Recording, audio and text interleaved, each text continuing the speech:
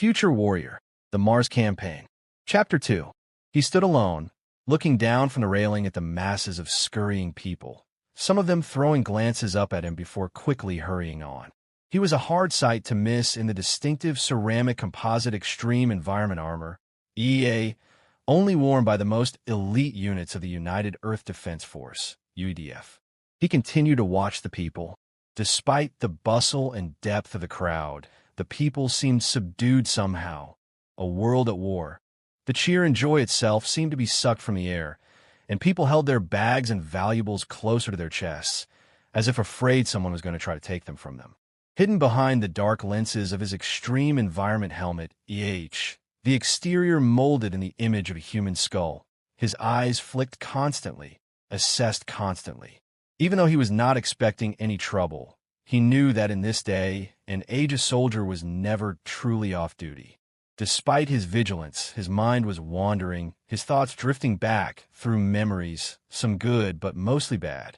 Many of them had started out in places similar to this one, a civilian transport hub, waiting for the arrival of fleet transports to take him to where the precise application of armed force was needed. It seemed a curse that he always saw the worst of humanity, always the bad, never the good, but that was the job he was sworn to do, and he lived for it. As he watched the passing people, idly one memory in particular occupied his mind. The memory was a particularly troubling one, his experience in the moon uprising that had occurred 3 years prior, the events of which remained vivid and fresh despite the passage of time.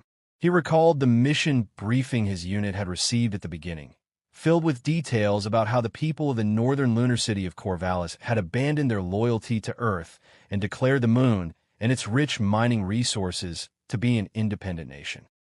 Things were seldom simple, however, and intelligence reports had shed light on the truth. It had been the greed of the powerful Axiom Corporation behind the scenes that had instigated the revolt in an attempt to gain a monopoly over the moon's mineral wealth. His unit commander at the time had warned him that the operation wouldn't be the walkover that the UEDF intelligence branch analysis had said it would be.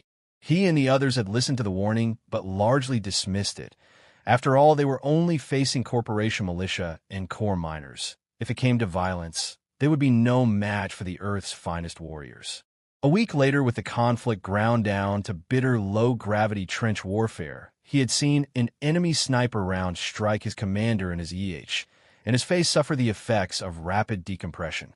The contents of much of his body following that of his face out through the breach in the helmet in one long, horrific moment.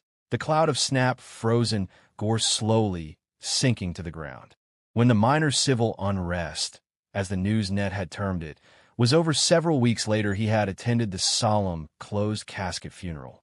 He was abruptly snapped out of his thoughts as a passing woman, bumped by a hurrying commuter, dropped her bag, the contents spilling across the tiled floor.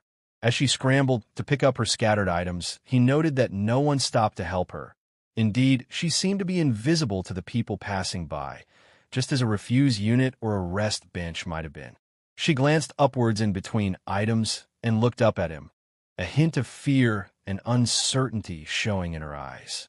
He returned her hurried glances coolly, his expression invisible behind his dark skull helmet. He noted the fear of someone who had dedicated his life to protect her. Behind his helmet, he frowned. It wasn't him she feared and distrusted. It was what he represented: war, violence, and all the uncertainty that they brought with them. It was natural, he knew, for people to fear what they didn't understand. The instinct was as old as humanity. Indeed, physiological profiling had long confirmed that such instincts could, in the right situation, be a powerful tool for mass manipulation.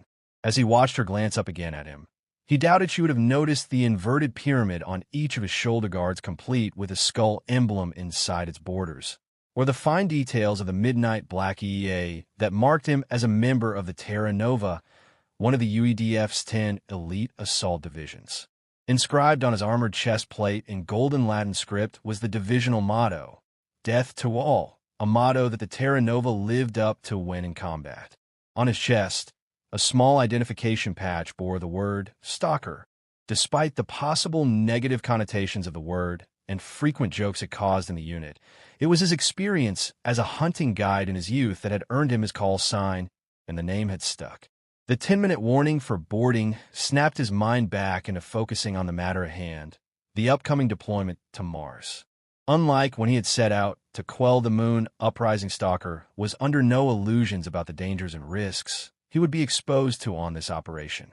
He had already heard casualty estimates for the initial landing forces, which included the Terra Nova, of up to 30%. Stalker remembered the first time he had heard of the Red Legion. He had seen members of the group in their red robes protesting outside a UEDF headquarters. The Red Legion, he had later learned, was a quasi-religious technology cult that had begun amongst Martian-born citizens. This in itself was not unusual. The galaxy was a big place, and local beliefs, often quite different to anything on Earth, were commonplace on many of the scattered penal, mining, and settler colonies. The Red Legion, however, had grown rapidly, and before long efforts were being made on Mars to legislate to control the increasing acts of extremism by zealous members of the cult. The extent of the Red Legion's infiltration of every facet of the Martian government and infrastructure was suddenly and brutally revealed when, with breathtaking speed and in a bloody orgy of killing, they had seized control of all of Mars, including its aging cities and vast mining complexes. The surprise had been total, and many of the police and military installations were taken seemingly without a fight, and in one day, the largest off-world human colony was cut off from Earth. What had followed was a lengthy period of negotiation, Earth's political leaders trying to find a peaceful solution while Earth soldiers, sailors, Marines, and airmen prepared for war. The end of any chance of a peaceful solution came as details of the extent of the atrocities and growing fanaticism of the Red Legion filtered out. He had read the intelligence reports. They spoke of the religious self-mutilation of Red Legion members and of the wholesale massacres and chaos that had erupted on Mars during the takeover. Negotiation had never been an option. Today Mars stood silent and dark, the planet itself appearing somehow evil to the casual outside observer. Following the takeover, it had been rapidly surrounded by a picket of United Earth Fleet, UEF, warships, the only communication now emanating from the surface being a repeating message, the voice eerie in its cold ferocity. For generations, our so-called leaders prostituted us to Earth, stealing our resources, denying our culture, our destiny. The lies and treachery of Earth have been swept away. Mars now belongs to those of pure Martian blood, and their path will no longer be denied. All Earth forces must leave Martian space immediately, or be prepared to face the consequences. Those consequences, he knew, had already come for several Earth vessels, destroyed or damaged in Martian space as they were swarmed by suicide runs of explosive-filled shuttles from the surface. A gloved hand came to rest on his shoulder. "Hey, time to hustle. Let's go." He looked at the man. He looked identical to himself, dressed in the same black armor and full-face helmet with a skull image layered over the top of it, none of his features being visible behind the dark lenses. Inwardly, he sighed. "I'm not paid enough for this job." And with one more glance at the woman who was just finishing picking up the last of her items, he turned and moved towards the airlock. Stepping out onto the tarmac, he joined hundreds of other assault troopers from the Terra Nova. They walked in single file in a light drizzle, the falling droplets swirling in the wind. Their designated transport stood on the closest of a row of enormous square landing pads. The pads had dirty green due to coatings of heat and blast-resistant material. The transport itself, a Meteor-class heavy transport ship, was huge, the gray of its hull towering away to blend into the gray of the sky above. Ugly and squat, the transport had none of the sleek menace of a UEF warship, but what it lacked in beauty it made up for in functionality. As he stepped into the brightly lit and almost antiseptically clean cargo compartment of the transport, given the typically heroic military name of HSDS 2103, meaning Heavy Space Transport Ship number 2103, he was struck by the cavernous space. Before him stretched row after row of black armored vehicles, all pristinely clean. His eyes were instantly drawn to one end of the cargo bay where a few of the Terra Nova's impressive striders stood locked in their transport cradles. A strider was a single-person, all-terrain, powered modular exoskeleton combat suit. Officially designated as INCAs, or Individual Neurological Connectivity Armor, they were more commonly referred to as striders within the UEDF. Designed for reconnaissance missions, striders varied in size depending on what pattern they were, but most were around 6 meters tall and were capable of being fitted with a vast array of different weapons thanks to their modular design. The strider pilot stood upright in the suit with the armored cockpit folding down to fully enclose them. The suit then read and reacted to the pilot's neurological signals sent from the brain to the muscles and acted as a highly advanced form of power armor. This direct connection to the body's nervous system gave the wearer almost supernatural speed and reflexes, as well as the ability to jump great distances and possess remarkable strength. This, coupled with advanced sensors, visual aids, and foot and back-mounted ion boosters and thrusters, combined to make a skilled pilot a very dangerous adversary indeed. Along another wall were located the rows of cryostasis bunks for the ship's human cargo. Everything was quiet in the vast space, but for a few voices and the ever-present humming of the giant vessel's plasma reactor engines. Home sweet home. The thing that surprised a lot of people about the transport was how cold it was. The temperature was not regulated for crew comfort, as it was about 10 degrees too cold for that. Instead, the icy temperature was a result of the ship's plasma engines, which, due to the peculiarities of their design and the processes of the reaction, radiated cold instead of heat. Anyone familiar with deep space flight knew the phenomenon well. As he surveyed the scene, he shivered slightly, more subconsciously than from any cold seeping through his sealed battle armor. Wearily, he considered what was to come on the week-long trip to Martian space: briefings, TAC map assessments, physical training, or PT as it was called, and weapons drill, lots and lots of weapons drill. Despite the knowledge that this vessel held the 2,000 men of his assault group, the 2nd Regiment of the Terra Nova, plus all their armored vehicles, equipment, and supplies, he knew that it was only a tiny cog in a much larger machine. All over Earth's ships, some smaller, some larger, were lifting off. The combined strength of an entire world was going to war. They would remove the threat of the Red Legion and rescue any of the 300 million-plus population of Mars who still remained loyal to Earth and were still alive. After entering orbit and joining their assigned convoy, Stalker attended an intel briefing of limited detail, he noted. At its conclusion, he sat examining a holographic map of Mars showing the 4 main populated regions of Mars colony: Elysium, Tharsis, Hellas, and Cydonia. Elysium was the location of the original Mars settlement and was mid-planet. The terrain was reasonably flat, and it contained the planet's only direct link to an orbital spaceport. The key city of Elysium Prime, with its sprawling suburbs, was also easily the largest individual city on the planet and a key objective for the UDF. The region of Tharsis was the planet's industrial center and a location of the huge terraforming effort that had over decades created breathable atmosphere on Mars. Tharsis was located at the northern Martian pole and consisted of a medium-sized city and massive industrial complexes containing the planetary atmosphere converters, all being built on a massive plateau that dominated the northern pole. Hellas, by contrast, was located at the southern Martian pole and consisted of massive mining complexes, subterranean tunnels, and linked underground settlements. Hellas was one of the oldest populated regions on Mars, as mining operations had been established shortly after initial colonization and before the terraforming process had created a breathable atmosphere. The result of this was the mole-like network of subterranean tunnels and settlements that honeycombed the mountains and plateaus of the Hellas region. The last major region was Cydonia, which was located mid-planet on almost the exact opposite side to Elysium and consisted of vast agricultural areas and automated food production facilities spread over gently sloping hills and valleys. The vast areas of crops kept the population of Mars fed, but also worked in conjunction with the terraforming machinery to continue to improve Martian air quality. Studying the maps, Stalker knew all these areas would have to be taken before victory could be achieved in the planet-wide counterinsurgency that was coming, starting with Elysium and its vital spaceport facilities.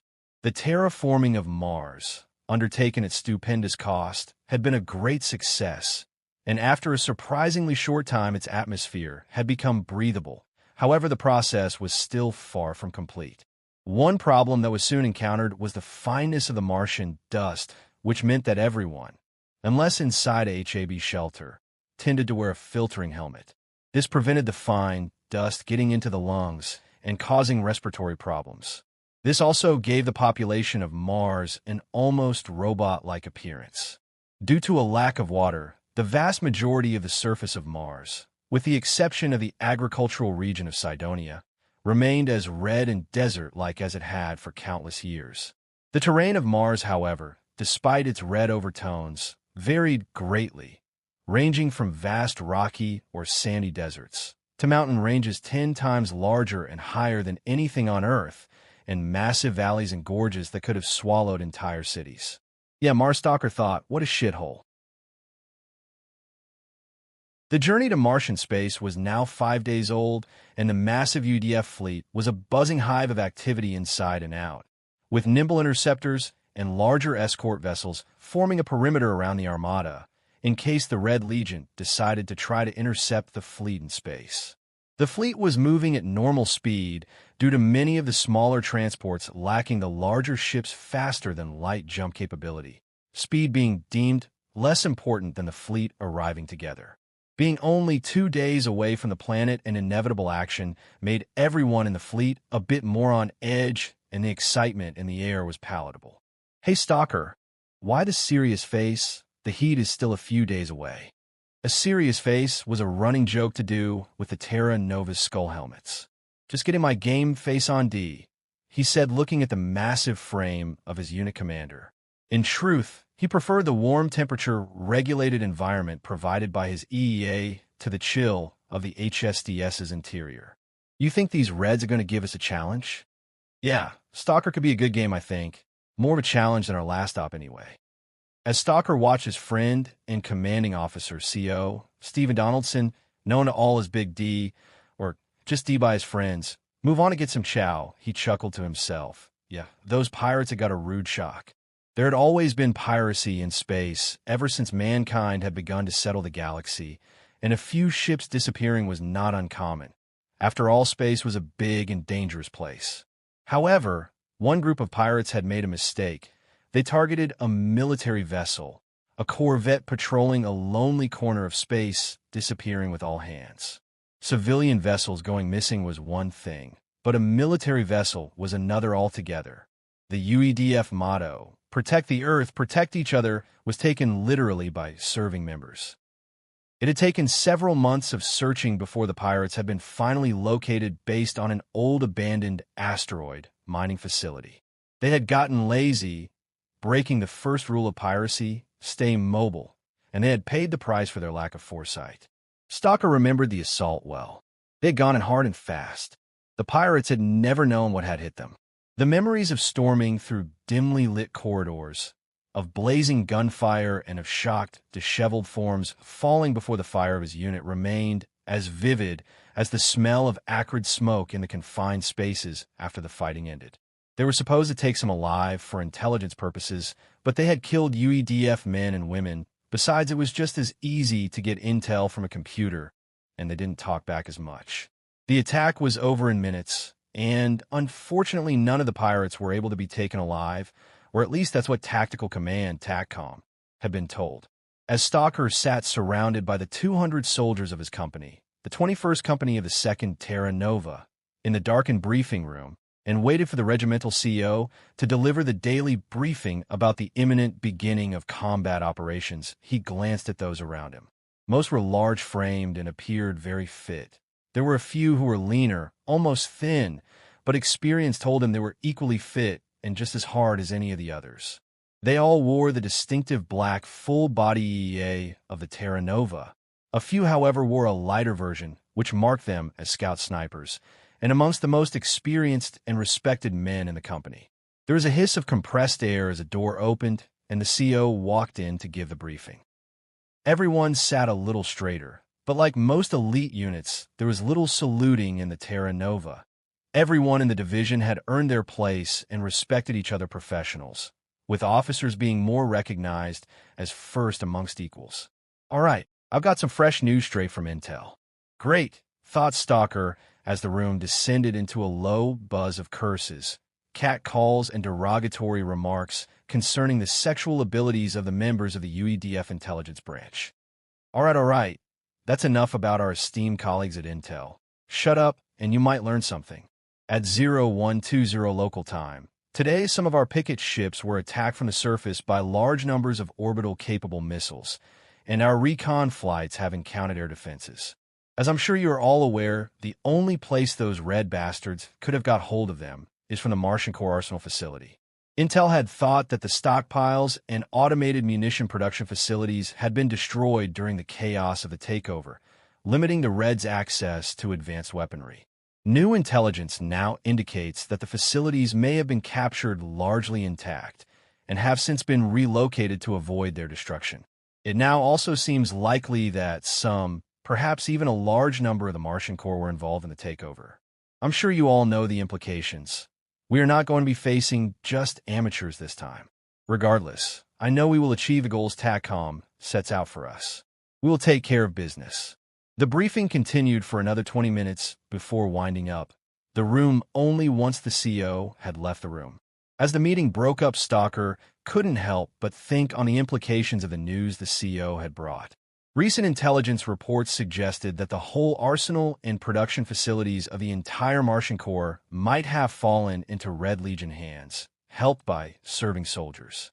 That meant that the heavy weapons and vehicles to equip over 500,000 soldiers, plus an unknown number of trained personnel themselves, could have turned to the Red Legion. To make matters worse, it was also likely that the automated manufacturing plants had also been taken, meaning that considerably more weapons and munitions could have been produced in the months since the takeover. As Stalker looked around, he saw the same thoughts mirrored on many faces. The Martian Corps, the first colonial corps ever formed, and the largest single off-world established military force, might prove to be the cause of a lot of death amongst the assaulting UEDF forces. No one had ever thought it possible that any UEDF unit would turn against Earth, even one based on and largely recruited from another planet. Many people in the company knew members of the Martian Corps. They had trained together and respected one another. The idea that some of those same men were traitors was hard to fathom. Regardless, the Terra Nova would do its duty, and any traitors who resisted would find swift judgment waiting at the hands of the Terra Nova. At the designated time, 0 hour, the fleet arrived above Mars like avenging angels descending from the heavens. As the vast armada deployed to commence ground operations, the major fleet units spread out to strengthen the already iron grip which the UEF held on the planet. The invasion plans had been formulated and the orders issued to the first echelon units. And predictably, a little too predictably, Stalker thought, the initial hammer blow would fall on the region of Elysium. With all the rigorous preparations carried out, the coiled spring that was the first wave, including the Terra Nova, moved to their assigned deployment craft. Stalker stepped into his unit's designated Swift-Foot class assault transport. The large transport was equipped to carry the UEDF's premier atmospheric assault platform, the Orbital Assault Pod, or OAP. Designed to accommodate a 12-person unit, OAPs hurtled to ground at terminal speeds before arresting their fall with rockets at the last second, a landing that many called the best ride money could buy. Stalker couldn't help but notice how much the line of bulky Swift-Foots looked like a row of giant metal-carrying vultures perched in the HSDS's landing bay. How appropriate, Stalker thought. Orbital assaults were as rare as they were dangerous. And as he looked around, Stalker wondered how many of the black armored soldiers of the Terra Nova would still be alive in a few hours. The OAP was mounted in a special cradle on the Swift-Foot's underside and was detached once the Swift-Foot penetrated through the outer atmosphere. Stalker paused as he entered the pod, noting the writing that a previous passenger had scribed above the hatch. The words said it all. Express elevator to hell, going down. Inside the cramped interior of the Podstalker was greeted by the familiar soldiers of his unit, all equipped with standard Terra Nova pattern EEA. The exception to the wall of identical black armored warriors was Big D. As the unit commander of Epsilon Unit of the 21st Company of the Terra Nova Assault Division, he was equipped with Command Specification EEA, which incorporated additional communication and battlefield command aids. He was also distinguished from his men by a small rank symbol above the Terra Nova insignia on his EEA's shoulder guards. Stalker served as Big D's second-in-command, ranked as sub-unit commander, and he quickly stepped in to assist D in double-checking the unit's equipment, confirming that they were securely seated in one of the pod's G-clamps for the assault. In minutes, they were ready, and across the fleet, a carefully choreographed hailstorm of soldiers and equipment of the assault wave began to deploy into lower orbit. Stalker knew from experience that an atmospheric descent was always a rough ride, and this one was no exception, made even more so by the pilot's almost suicidal angle of approach. Over the tempest of noise and jolts, he could hear the TAC-net communications channel played through the pod's intercom system, a common practice during hot landing as it allowed better situational awareness for the attacking troops. The TAC-net was the regimental and divisional level comms network and operated off an encrypted WN, or wide area network, that was linked to and transmitted by UEDF installations and warships over a given area. Local communications between units, or members of an individual unit, were conducted through the CommNet, a localized version of the TAC-net running on a LAN, or a local area network. The network being formed from signals transmitted by individual vehicle and infantry communication systems. There was also a much wider system, called the Strategic Net, which was run off an EN, or Extreme Area Network, which allowed communications between facilities or ships on a global scale. This, however, was limited to high-level communications.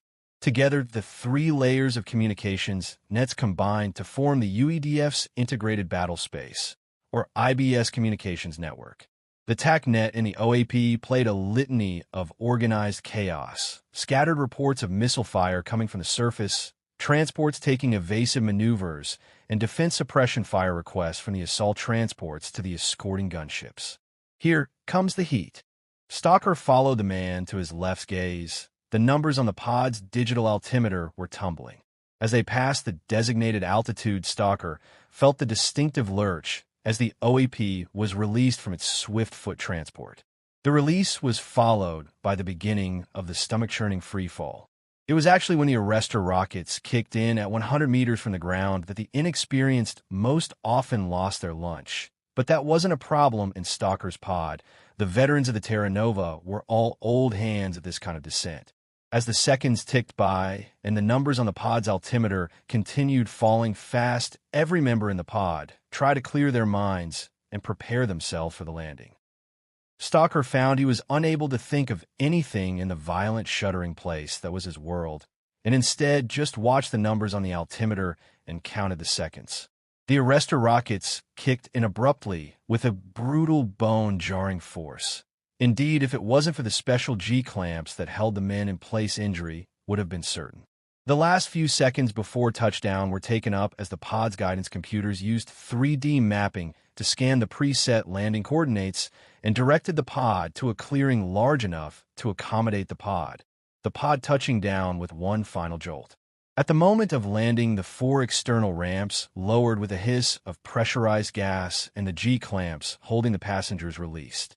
With practiced precision, the 12 heavily armed Terra Nova assault troopers stormed out into the reddish sunshine and formed a perimeter. The first thing to strike Stalker, indeed to strike every member of the unit, wasn't noise and weapons fire. They had expected that. It was something totally unexpected. Silence. Total, deathly silence. Looking through his automated target acquisition sight, mounted on his impulse assault rifle, Stalker had trouble believing what he was seeing. Around the landed pod, the buildings stood silent. There appeared to be no resistance on the ground to the landing, no resistance at all.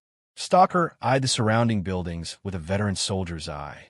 In over 15 combat drops, he had never seen a landing that was not openly contested. It was true that intelligence had not detected any large enemy formations in and around the city, but that meant little. The landing represented the best opportunity a defending force had to cripple an invading force. Even if the Red Legion had chosen not to fight, they would have left some disrupting forces in place to harass and ambush the new arrivals, especially those forces undertaking deep strike and forward reconnaissance, such as the 1st Terra Nova had been tasked with. No threats emerged as the seconds ticked by, the drab plascrete buildings remaining silent and motionless.